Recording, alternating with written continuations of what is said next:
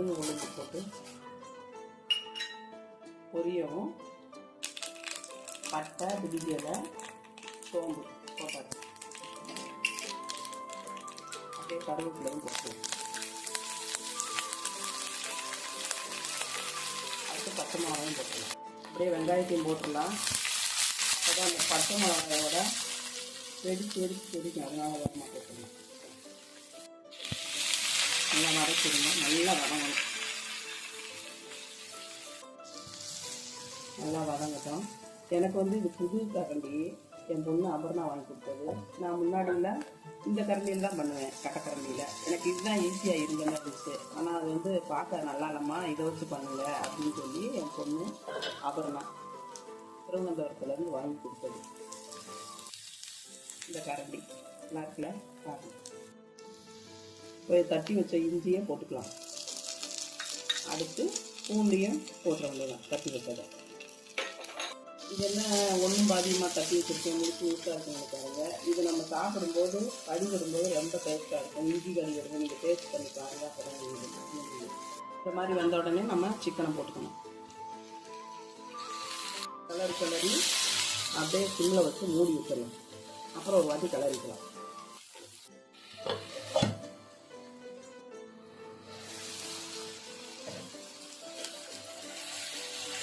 இது கரைச்சிட்டு லைட்டாக உப்பு போட்டு திரும்ப வருவோம்.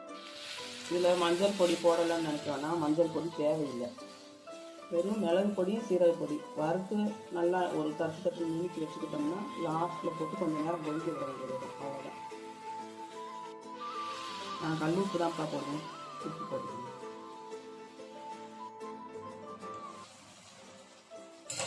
இப்போ சமயத்தில் ஒரு கிண்டிட்டு தண்ணியை ஊற்றி மூடி வச்ச வேண்டியதான். நல்லா வேணும்.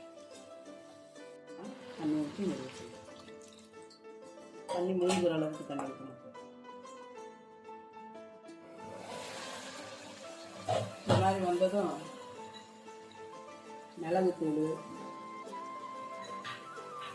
ஜீரகத்தூள் ரெண்டையும்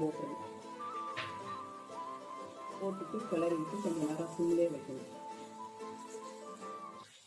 இப்படி கிண்டி திரும்ப சிம்மில் வச்சு மூடிடணும். எல்லாருக்கும் சளி காய்ச்சலாக இருக்கா, மிளகு சீரகத்தை தூக்கலாக போட்டு நம்ம அப்படி சாப்பிட்டா தான் சளியெல்லாம் விடுன்றதுக்காக இஞ்சி எல்லாம் தூக்கலாக போட்டு பண்ணியிருக்கேன். இது சிம்மில் இருக்கட்டும். எண்ணெய் பிரிஞ்சு வரவும் நம்ம ஆஃப் பண்ணிக்கலாம். அவ்வளோதான், முடிஞ்சு. இப்படியே எடுத்து அதே